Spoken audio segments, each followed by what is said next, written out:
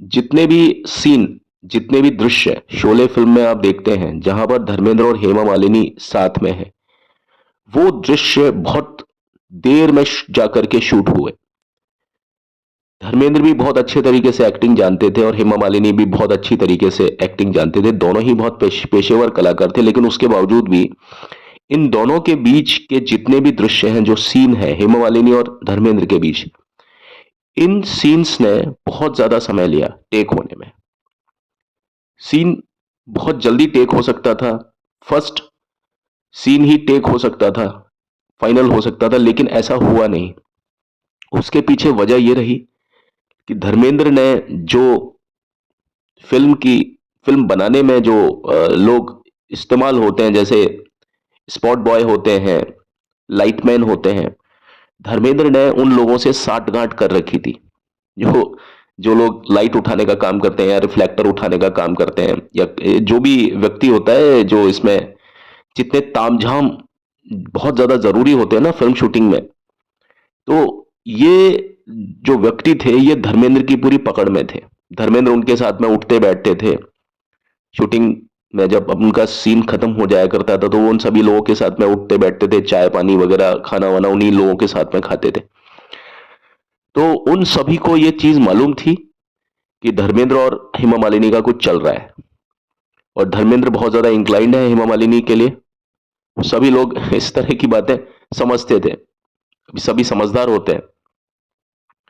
तो धर्मेंद्र बड़े बेबाक थे। उन्होंने सब जो लड़के थे, छोटे जो उम्र के लड़के थे, जो बेचारे लाइट कोई पकड़ता था, कोई कोई रिफ्लेक्टर पकड़ता था, कोई बिजली की व्यवस्था देखता था, कोई कोई जो नागड़ा जो होता है वो उसको पकड़ता था, कोई ट्रॉली सीन में कोई ट्रॉली को खींचता था। अलग अलग टाइप के जो जो मतलब वहां मैकेनिक्स थे, और जो जो चलते थे वो सारे लोग, जो भी कोई टेक्निकल या जो मैकेनिकल डिपार्टमेंट के जो लोग हैं, उन सब से धर्मेंद्र की बहुत अच्छी पकड़ थी। और उसके पीछे कारण यह था कि वो चाहते थे कि एक एक जो दृश्य है हेमा मालिनी और धर्मेंद्र, यानी खुद के और हेमा मालिनी के बीच का, एक एक दृश्य को बहुत आराम से, बहुत प्यार से फिल्माया जाए। तो एक एक सीन को करने में धर्मेंद्र कई कई कई कई रिटेक्स लेते थे, जानबूझ करके। एक सीन एक बार में ओके हो जाता था, लेकिन उस पर रिटेक लेते थे।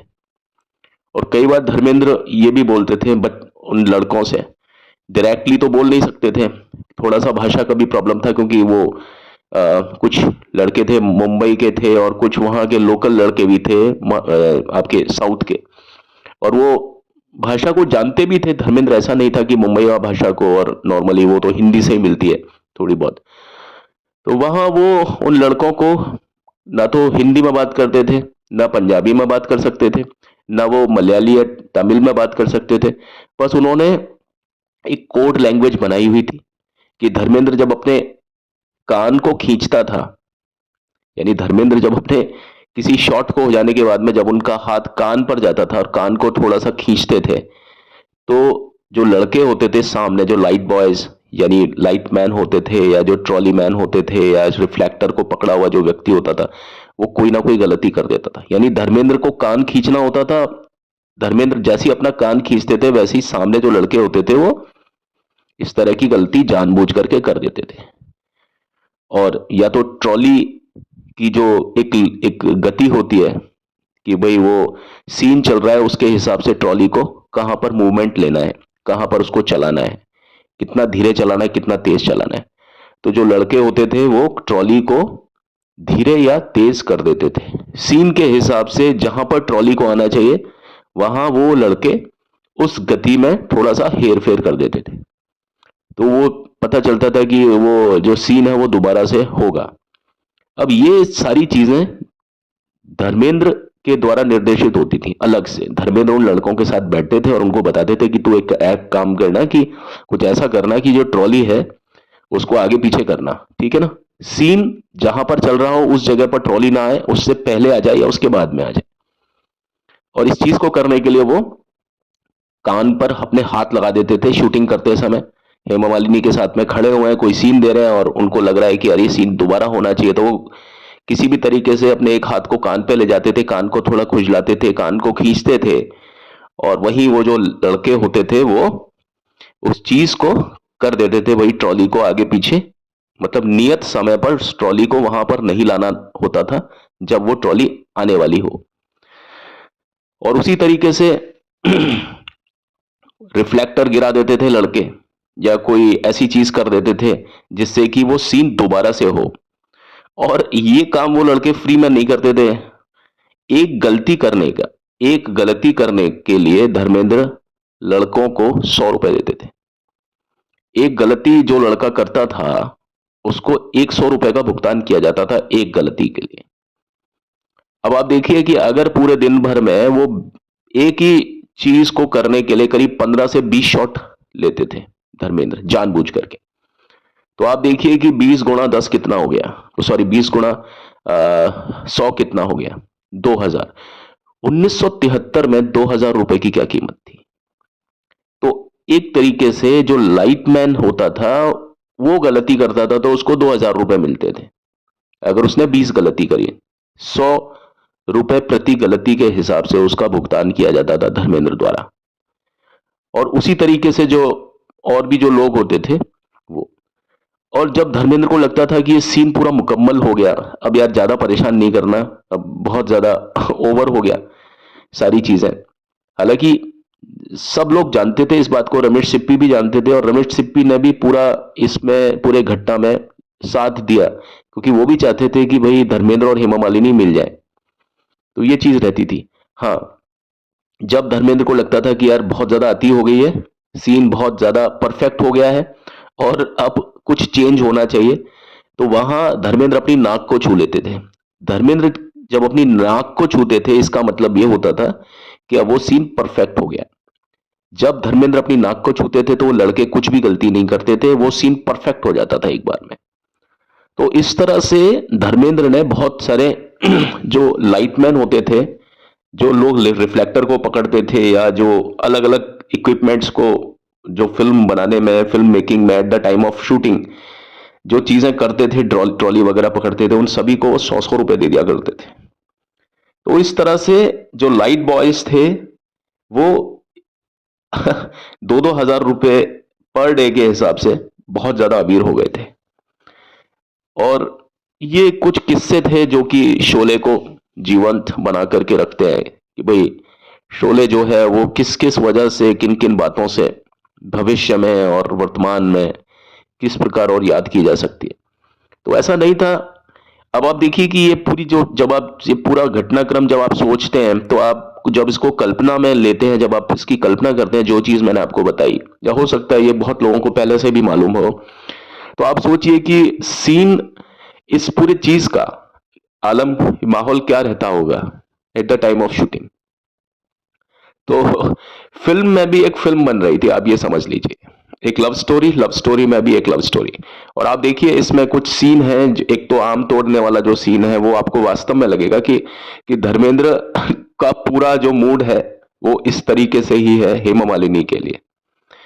कुछ चीजें बोली नहीं जाती हैं, कुछ चीजें इंसान को खुद ब खुद समझ में आ जाती हैं। जिस तरह की मैं बात कर रहा हूं, इस तरह के जो जो आंतरिक प्रसंगता वाले जो बातें हैं वो आपको धर्मेंद्र और हेमा मालिनी के बीच इस फिल्म में समझ में आती है। लेकिन वो सारी चीजें एक कॉमेडी का उसमें टच दिया गया है।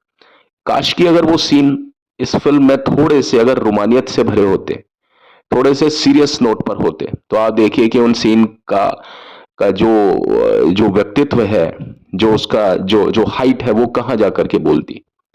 लेकिन बस अब ये फिल्म जो थी, मैंने आपको बताया कि फिल्म में कुछ कुछ कॉमिक पंच देना बहुत जरूरी होता है, क्योंकि बार बार जब अमजद खान का आना होता है तो अमजद खान जब स्क्रीन पर नहीं होते हैं तो लोगों को थोड़ा कॉमिक रिलीफ देने के लिए, पोइटिक रिलीफ देने के लिए इन दोनों कैरेक्टर्स को इस प्रकार बनाया गया, जिनका नाम है वीरू और बसंती।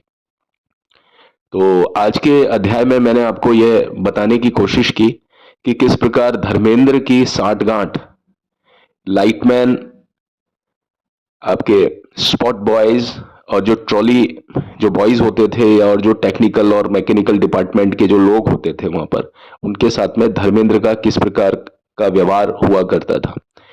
और उन दोनों के बीच यानी धर्मेंद्र और हेमा मालिनी के बीच जब किसी चीज को फिल्माया जाता था तो धर्मेंद्र क्या क्या करता किया करते थे और उनका पूरा साथ यूनिट को लोग भी देते थे। और मैं ये मान ही नहीं सकता कोई व्यक्ति इस बात को एक एक अच्छी सोच समझ का व्यक्ति इस बात मतलब समझ सकता है, आराम से पहचान सकता है कि इस चीज में ये सारी बातें धर्मेंद्र को तो मालूम ही था।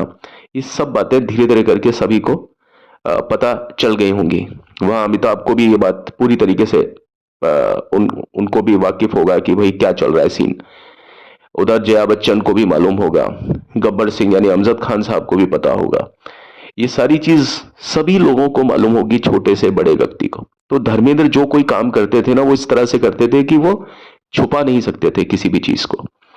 तो मैं कई बार ये सोचता हूं कि फिल्म बनती होगी उस समय, तो फिल्म में भी एक फिल्म चलती होगी, लोगों को वो चीजें जो है कितनी ज्यादा याद आती होंगी आपस में ही नहीं, जो लोग इस फिल्म का इस कथानक का हिस्सा रहे आसपास, उनके लिए भी ये पल कितने यादगार होते होंगे। अब यादों का साहब कोई नाम तो होता नहीं है। कुछ बातें दुख से याद आती हैं, कुछ बातें सुख से याद आती हैं, कुछ बातें हंसी मजाक से याद आती हैं, कुछ बातें छेड़छाड़ से याद आती हैं। तो ये तो साहब इमोशंस है। अब इसमें मैं ये नहीं कह सकता कि भाई धर्मेंद्र ने जो किया वो अच्छा था या बुरा था, लेकिन अंत भला सो सब भला। जब उन्होंने हेमा मालिनी से शादी की, अपने रिश्ते को एक प्रॉपर एक निश्चित अंजाम तक पहुंचाया, तो मैं कहता हूं कि आज सब लोग खुश हैं। धर्मेंद्र ने दो फैमिलीज को संभाला हुआ है, प्रकाश कौर की फैमिली को और हेमा मालिनी की फैमिली को, और खुद उनमें दोनों ही फैमिलीज में एक ही किरदार निभाते हैं पति होने का। अब तो वो पति के साथ पिता और दादा भी बन गए, और ईश्वर उनकी उम्र को दराजे लंबी करे। लेकिन मैं समझता हूं कि धर्मेंद्र से कभी भी किसी को शिकायत या दुख दर्द नहीं हुआ। धर्मेंद्र निहायत ही और खालिस रूप से जमीन से जुड़े हुए इंसान है। आप उन्हें कहीं भी देखिए तो आपको वो हमेशा परोपकार, मानव मूल्य, इन्हीं चीजों की बातें करते हुए मिल जाएंगे। हालांकि ये उनकी पर्सनैलिटी का एक हिस्सा है कि धर्मेंद्र बहुत ही जबरदस्त रोमांटिक, और ये समझ लीजिए कि वो हेमा मालिनी के लिए तो बहुत ज्यादा पागल या दीवाना, इस तरह के जितने भी पर्याय हैं वो आप धर्मेंद्र के नाम से सोच सकते हैं। चलिए, आज की वीडियो में बस इतना ही। अगली वीडियो में मैं आपके समक्ष एक और जो पहलू है शोले से ही जुड़ा हुआ लेकर के आपकी सेवा में फिर से हाजिर होता हूं। पर चलने से पहले मेरी आपसे यही रिक्वेस्ट है कि प्लीज मेरे चैनल को लाइक, शेयर, सब्सक्राइब और कमेंट जरूर कीजिएगा, जिसकी हमें बहुत बेसब्री से दरकार या उम्मीद रहती है आप लोगों से। अभी तो चलता हूं, लौट के मिलता हूं इस वादे के साथ और इस प्रार्थना के साथ कि आपकी सेवा में फिर से हाजिर होता हूं, और ईश्वर आपको इस बीच खुश रखें, आबाद रखें, मस्त रखें, और अपने अपने कामों में बड़ी ही तल्लीनता के साथ में व्यस्त रखें। Thank you and have a nice time. May God bless all of you.